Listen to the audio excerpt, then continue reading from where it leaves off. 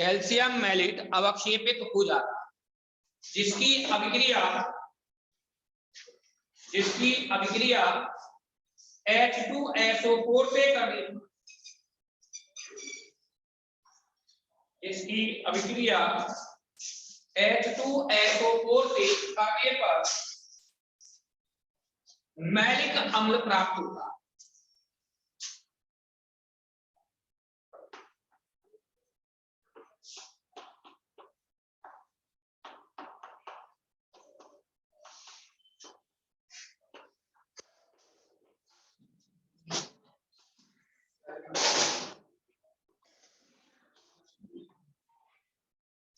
ये क्या हो गया भैया, कैल्शियम मैलेट, इसकी रिएक्शन हम किससे कर रहे हैं, H2SO, तो CaSO4 यहां से निकले, एक हाइड्रोजन इसके साथ, एक हाइड्रोजन इसके साथ, क्या बन गया HOCH2CH2C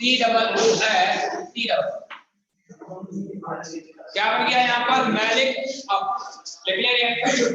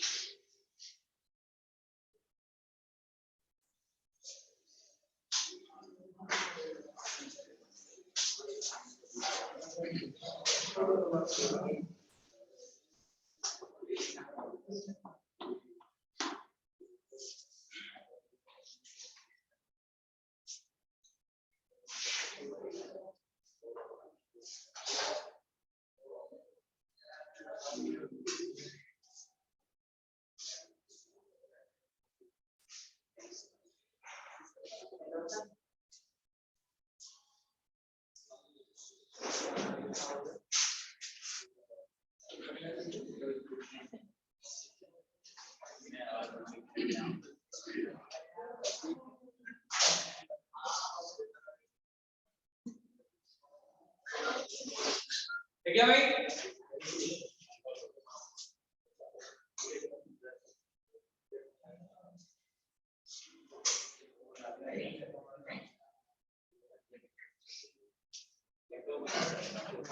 आगे यहाँ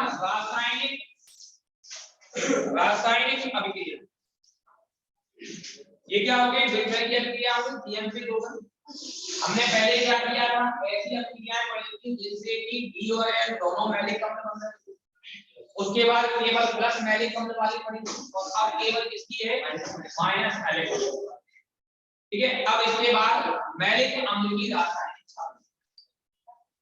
देखो बेटा, यदि हम इसमें देखें तो ये COOH के सापेक्ष ये कार्बन कौन सा होगा, अल्फा, और ये कौन सा, ठीक है। और यदि इस COOH के सापेक्ष देखें तो ये अल्फा,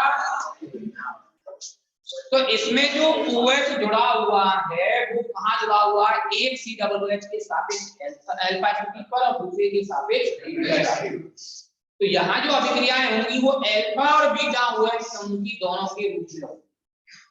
जहाँ अल्फा OH की जरूरत पड़ती है वहाँ अल्फा OH के सापेक्ष हो जाती है, जहाँ बीटा के सापेक्ष होनी होती है वहाँ बीटा के। तो लेकिन मैलिक अम्ल में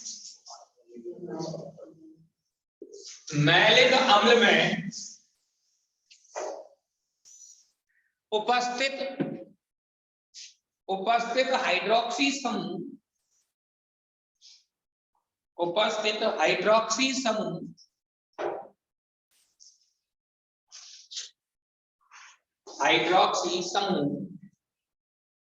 एक COOH समूह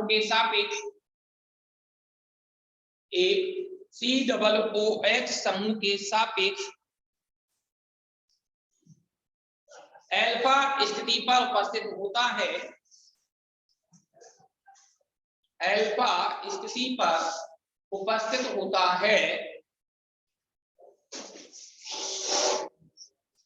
जबकि दूसरे COOH समूह के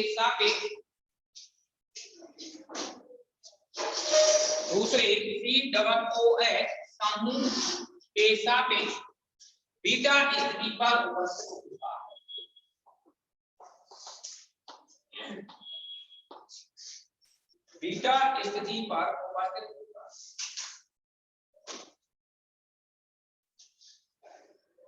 अतः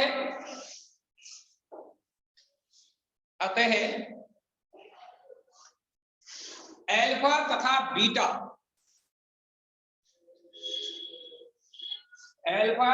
बीटा हाइड्रोक्सी समूहों के सापेक्ष इसमें अभिक्रिया हो। अल्फा तथा बीटा हाइड्रोक्सी समूहों के सापेक्ष इसमें अभिक्रिया हो।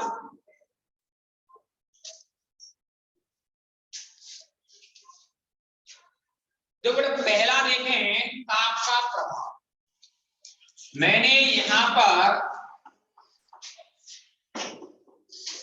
ये क्या ले लिया, मैलिक। इसको यदि हम गर्म करें, गर्म करने पर क्या होगा, यहां से OH और यहां से H, क्या निकल गया, H। OH समूह के कौन से समूह की सापेक्ष अभिक्रिया है, बीटा OH के सापेक्ष। ये यहाँ जो अभिक्रिया हो रही है वो CH के रेस्पेक्ट में होगी।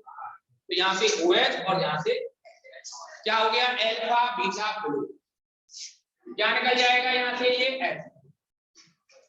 जैसे ये यहाँ से निकलेगा, यहाँ क्या आ जाएगा, डबल बॉन्ड।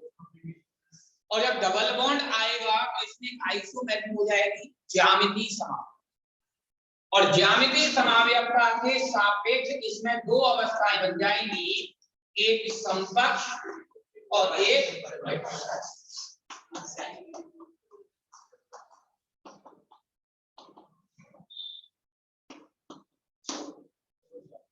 क्या नाम है इसका, उसका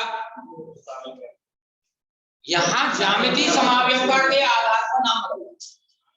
समकक्ष अवस्था को मैलेइक अम्ल कहते, लेकिन ट्रांस अवस्था को फ्यूमेरिक अम्ल,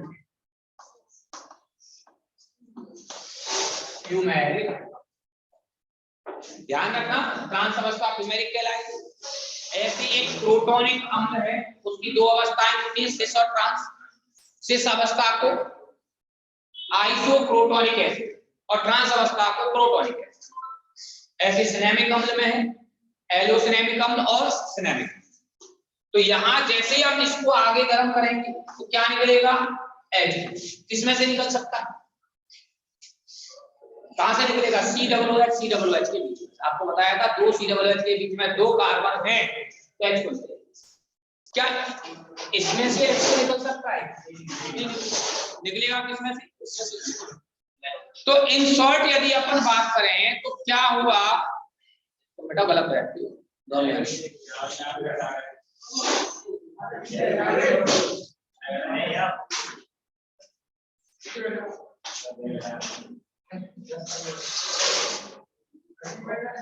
आगे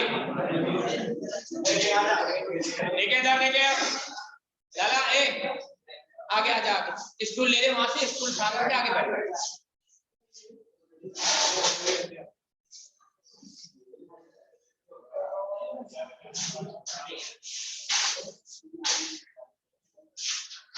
H2O किसमें से निकलेगा, मैलेइक अम्ल। तो अब जैसे हम इसको गर्म करते हैं तो पहले फ्यूमेरिक अम्ल मैलेइक अम्ल में बदलता है, और H2O निकलने से यहां से इस तरीके से ये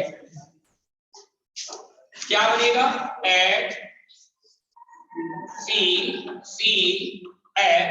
C डबल बॉन्ड O और ये, ठीक है।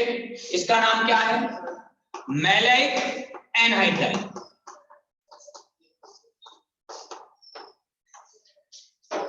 मैलेइक एनहाइड्राइड, एनहाइड्राइड का मतलब जल का निकलना, किसमें से, मैलेइक। किसी भी अम्ल में से यदि H2O के अणु निकल जाते हैं तो उसे उसका एनहाइड्राइड है। जैसे कि एसिडिक अम्ल में से निकाल तो उसको क्या बोल देंगे, एसिडिक एनहाइड्राइड। नाइट्रिक अम्ल में से निकाल दो तो नाइट्रिक एनहाइड्राइड। तो किसी का भी एनहाइड्राइड बनाना है तो उसमें से जल के अणु निकाल। बात क्लियर किया हो, बस इसमें जो इंपॉर्टेंट पॉइंट है वो यही है कि इसमें सिस और ट्रांस दोनों अवस्थाएं बनती हैं। सिस को मैलेक कहते हैं और ट्रांस को फ्यूमैलिक। लिख लो भाई।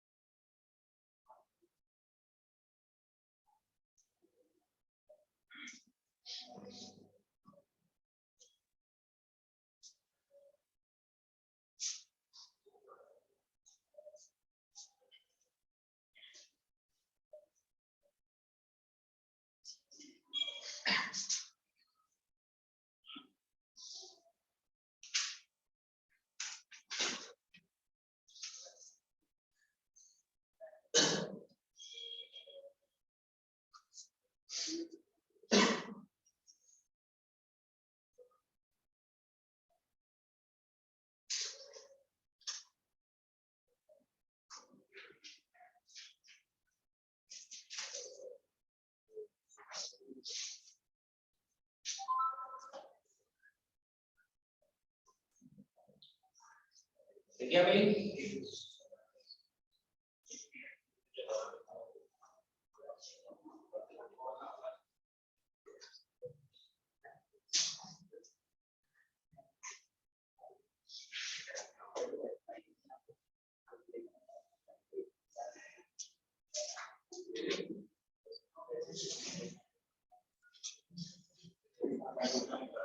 नेक्स्ट अब चयन।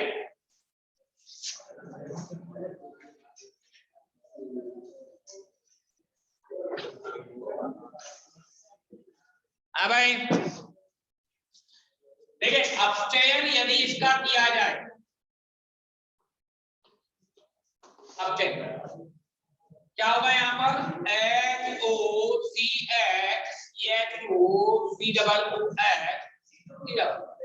इससे रिएक्शन करेंगे HI, रेड फॉस्फोरस की क्या हो जाएगा, ये बंद टूटेगा, H और H ट्वाइस। कल जो रिएक्शन की थी उसके जस्ट आगे की रिएक्शन हमने टार्ट्रिक अम्ल से मैलाइक अम्ल बनाया, तो टार्ट्रिक अम्ल से मैलाइक अम्ल बनाने पर भी यही रिएक्शन, लेकिन वो हमें लिमिटेड कंडीशंस में करने की सावधानी बरतनी। तो एक का अपचयन और अपचयन करोगे तो आगे दूसरे का भी अपचयन हो जाए। क्या निकल गया ये H2O प्लस ऑफ I, क्या नाम हो गया इसका, सक्सीनिक अम्ल। क्या नाम हो गया, सक्सीनिक अम्ल। तीसरी रिएक्शन देखें, सांद्र H2SO4 के साथ। देखो जब हम सांद्र H2SO4 से अभिक्रिया करते हैं, HOC CH2 CH COOH C, जैसे हम सांद्र H2SO4 से गर्म करते हैं तो इसका क्या होता है, जलन। ये वाला बॉन्ड टूटेगा, H इस साइड में, OH इस साइड, क्या बन गया, CH OH CH2 COOH। ध्यान से देखिए भैया पहले इसको, क्लियर भाई, प्लस HCOO, इसमें से क्या निकल जाएगा भाई, क्या हो गया, और वो ओवरऑल क्या हो गया, CHO CH2 COO plus of, तो क्या बनेगा, इससे फॉर्मिक अम्ल बनेगा। और इसको क्या बोलते हैं? फॉर्मिक एसिडिक अम्ल।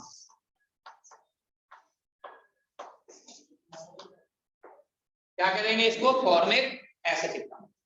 अभी ये पूरी तरीके से फॉर्मिक में नहीं हुआ, फाइनल प्रोडक्ट लिख देते हैं। जनरली इसका और ऑक्सीकरण हो जाता है, जिससे ये भी किसमें आ जाता है? COOH में आ जाता है। बात क्लियर भैया? चाहे पूरा ये लिख दें, चलो इसको और हम क्या कर दें? ऑक्सीकरण कर दें। तो क्या बन जाएगा? CH2COOH COOH। ये क्या बन गया? मैलानिक अम्ल। और ये क्या है? फॉर्मिक। बोलो भाई डाउट इसमें? लिख लें इसमें।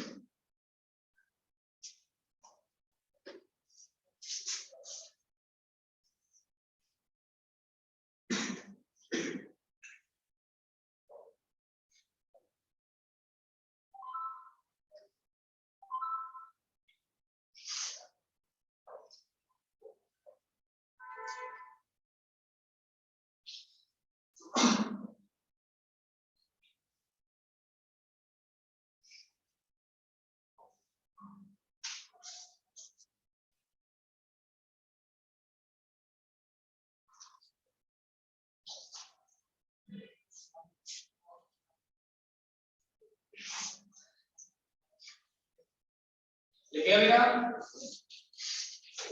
आगे लिखना ऑक्सीकरण।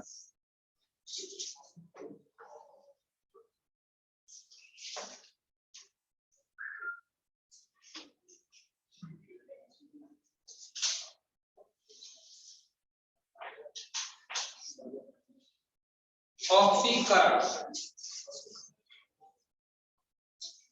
लेकिन पहला लिखना प्रबल ऑक्सीकारकों जैसे, प्रबल ऑक्सीकारकों जैसे क्रोमिक अम्ल,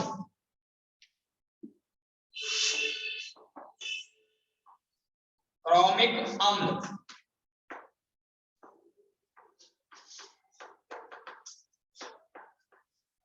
से ऑक्सीकरण करने पर मैलोनिक अम्ल प्राप्त,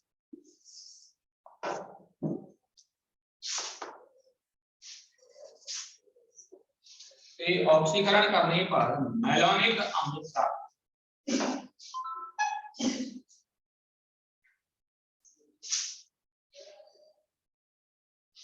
देखो भाई यहाँ जब हम इसका ऑक्सीकरण करते हैं तो क्या होगा, यहाँ इसके साथ में वो क्योंकि प्रबल ऑक्सीकारक है तो फॉर्मिक अम्ल को भी क्या करेगा, ऑक्सीकृत कर देगा। तो ये CO2 और H2 में बदल जाएंगे, साथ में ये CHO किस में बदलेगा, C डबल, दोनों ही यहाँ पर बन जाए ऑक्सीकृत। लिख लें अभिक्रिया, ये लिखनी है अभिक्रिया, इसमें क्रोमिक अम्ल रिएक्शन यही लिखनी है। तो क्या बनेगा, इसमें मेलोनिक अम्ल का निर्माण होगा और साथ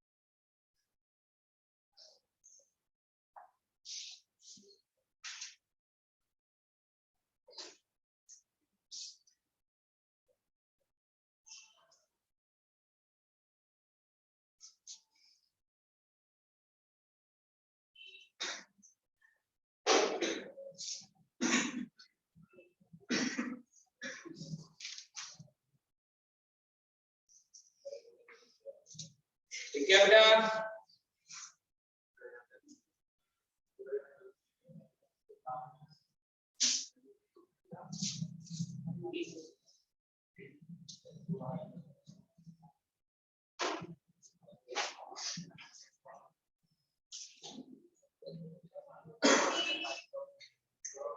लेकिन अगला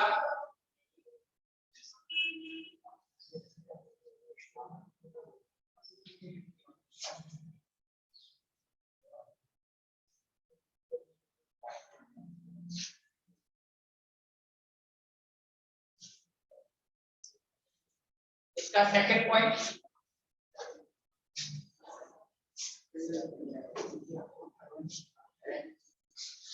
सेकंड पॉइंट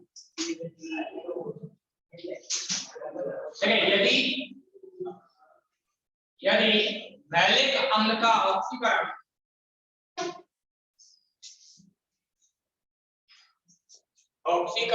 दुर्बल ऑक्सीकारकों से किया जाता, दुर्बल ऑक्सीकारकों से किया जाता तो ऑक्सैल एसिटिक अम्ल बनता है, ऑक्सैल एसिटिक अम्ल बनता है।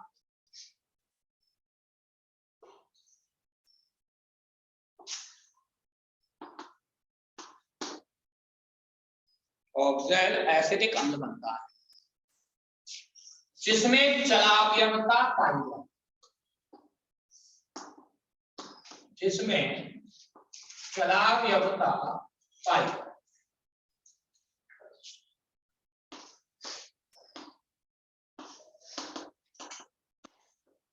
अब हमने क्या किया, दुर्बल ऑक्सीकारक किसका ऑक्सीकरण करेगा, जैसे अल्कोहल का ऑक्सीकरण होगा तो क्या निकल गया यहाँ से H, H2 के निकलने पर ये क्या बन गया, कार्बन। यहाँ पर ये H किधर जाएगा, O की तरफ, और ये कहाँ आ जाएगा, इसको हम क्या कहते हैं, चलाव्यवता। जैसी चलाव्यवता होगी क्या बन गया, COH double bond CH, C double OH और C। ये कौन सा रूप है, कीटो रूप, और ये कौन सा रूप है, इनॉल रूप।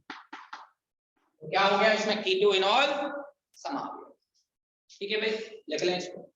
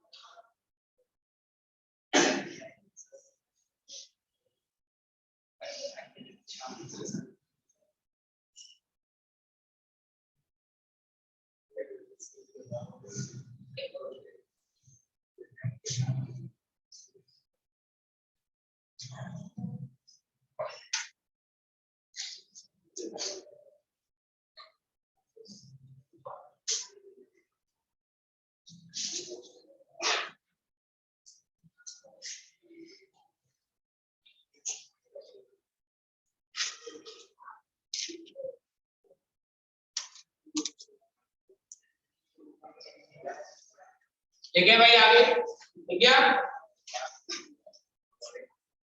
नेक्स्ट, हाँ जी, हाइड्रोक्सी अम्लों में हमने पहला पढ़ लिया मैलिक, सेकंड लेंगे टार्ट्रिक, टार्ट्रिक अम्ल।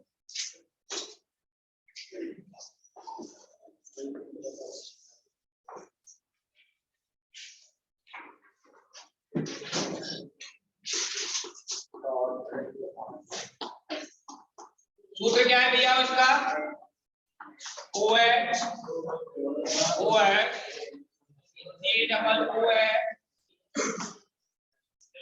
क्या नाम हो गया? 2,3 di hydroxy butane 1,4 di quick. ठीक है भाई, लिख लें इसको।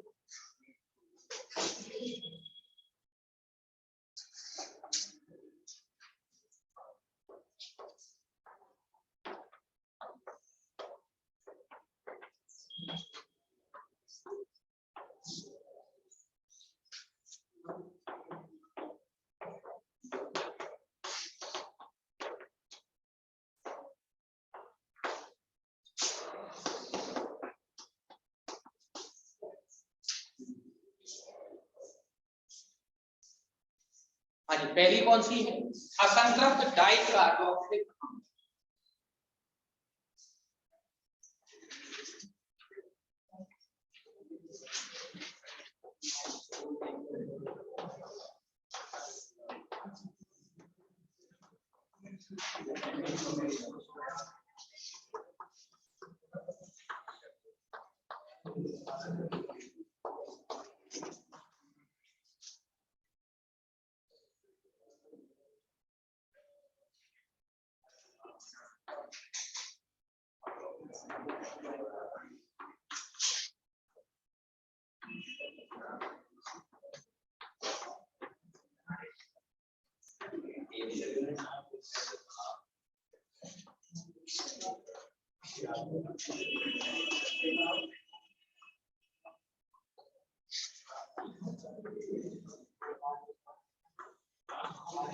हाँ जी, पहली अभिक्रिया किससे? असंतृप्त डाई कार्बोक्सिलिक अम्ल। अभी बनाया था हमने थोड़ी देर पहले। ठीक है, क्या नाम था इसका? मैलिक, और इसका मैलिक। तो मैंने दोनों ही यहाँ लिख लिए हैं।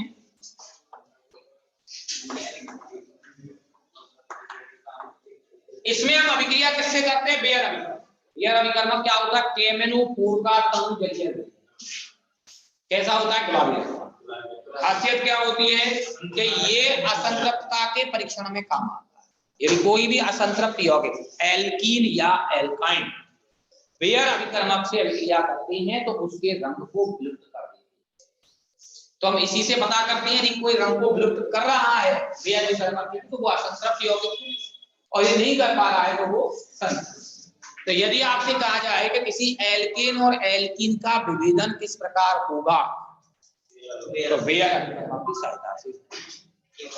ठीक है भाई, तो अब यहाँ पर आपको करना क्या होता है कि बेयर अभिकर्मक दैट इज H2। ध्यान से देखो भैया, KMnO4 से क्या मिल जाता है? ऑक्सीजन। दैट इज एक प्रकार से यहाँ क्या बनता है? H2। और होता क्या है कि बॉन्ड टूट के दोनों तरफ क्या आ जाते हैं? एक एक OH आ जाता है। जब हम इसकी अभिक्रिया करते हैं तो बॉन्ड टूटता है और बॉन्ड टूटने पर क्या आ जाता है? एक एक क्या आ जाएगा? यहाँ पर OH एक इधर आएगा और एक इधर आएगा। यहाँ जब हम अभिक्रिया करेंगे तो कुछ इस तरीके से उत्पाद बनता है। यदि सिस अवस्था है तो दोनों OH एक ही साइड में आएंगे और दो क्रेल कार्बन के साथ में एक सममितल, तो बनने वाला यौगिक क्या कहलाता है? मीजो यौगिक। तो ये क्या कहलाएगा? मीजो टार्ट्रिक अम्ल। क्या बन जाएगा? मीजो टार्ट्रिक अम्ल। हाँ जी,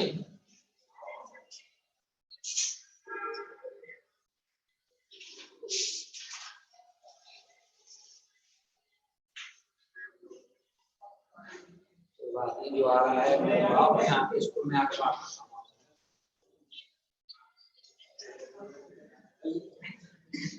नहीं, आप तो आगे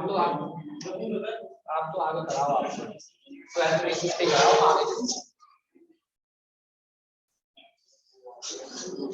देखो एक बच्चे को पहले हो जाए तो विष्णु नाम का बच्चा है। हाँ,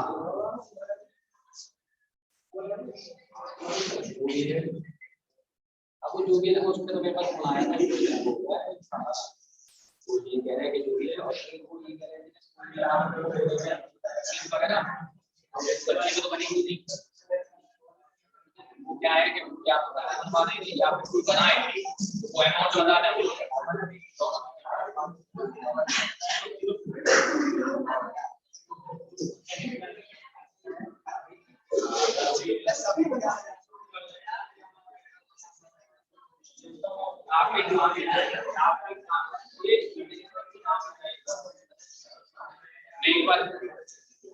एक बार कौन सा बात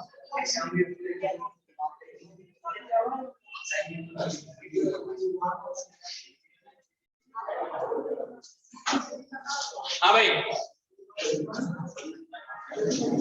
यहां जब हम अभिक्रिया करेंगे तो यहाँ दोनों अपोजिट है, तो अभिक्रिया होने पर एक बार OH इधर जुड़ेगा, एक बार OH इस साइड। दैट मींस कुछ इस तरीके से ये यहाँ पर बेटा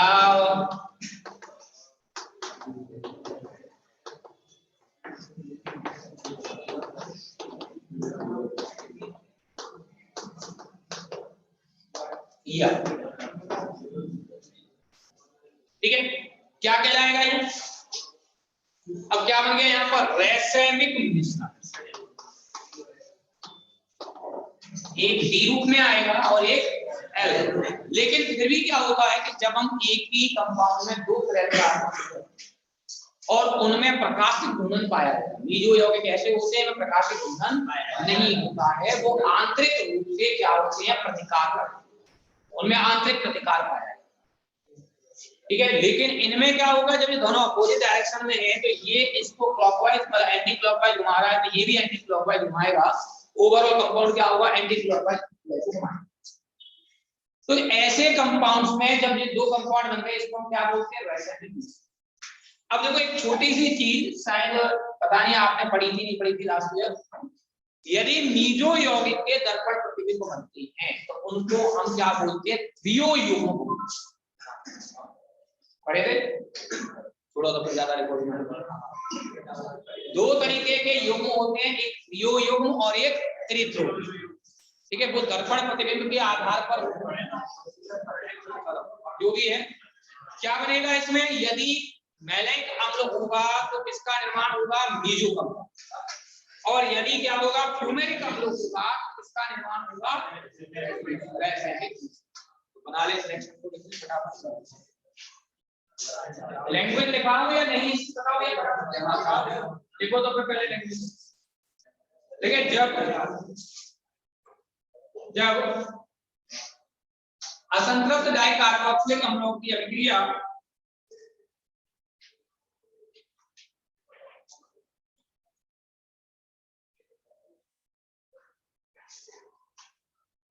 असंतृप्त डाइकार्बोक्सिलिक अम्लों की अभिक्रिया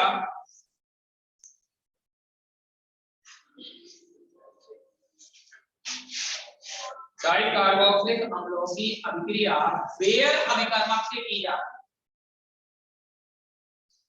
बेयर अभिकर्मक से की जाती है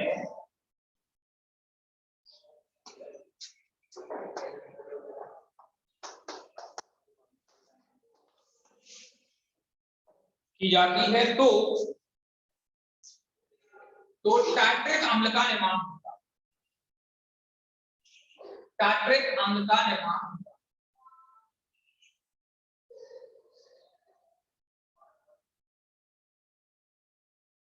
पैराग्राफ चेंज करके ना, मैलिक अम्ल बेयर अभिकर्मक से अभिक्रिया करके मैलिक अम्ल बेयर अभिकर्मक से अभिक्रिया करके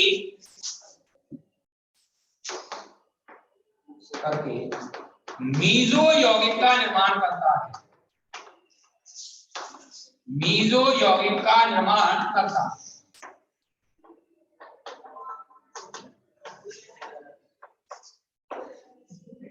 सर जो आपने पहले मैथ को कर दिया सही था,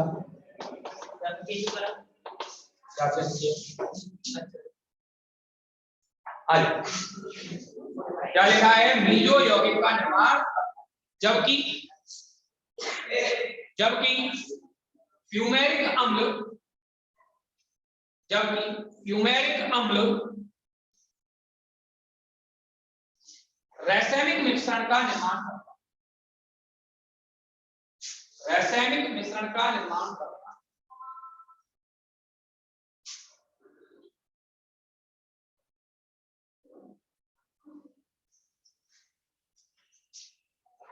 ठीक है भाई, अब 1 मिनट देख लो, फिर बताई दूंगा आपको। यदि दोनों समान समूह, ये दोनों समान समूह एक ही दिशा में हो और उनके दर्पण प्रतिबिंब बन रहे हैं तो उनको हम क्या बोलते हैं? इलेक्ट्रोयोग। और यदि ये समान दिशा में नहीं है और इनका दर्पण प्रतिबिंब बना ले तो उसको क्या बोलते हैं? थ्रियोयोग। ठीक है, तो यहाँ पर इलेक्ट्रो बन जाएगा और यहाँ पर क्या बन जाएगा? थ्रियोयोग। यदि एक ही कंपाउंड होता, एक मिनट, ये दोनों और करके ये एक होता तो इसको हम केवल इलेक्ट्रो बोलते हैं, इसको केवल थ्रियोयोग। योग में क्यों लगाया है? क्योंकि हमने दो इसमें लिखे कि दर्पण प्रतिबिंब लिखी, इसलिए हमने योग में लगाया। एक लिखने पर केवल इलेक्ट्रो और थ्रियोयोग लिख लो आप।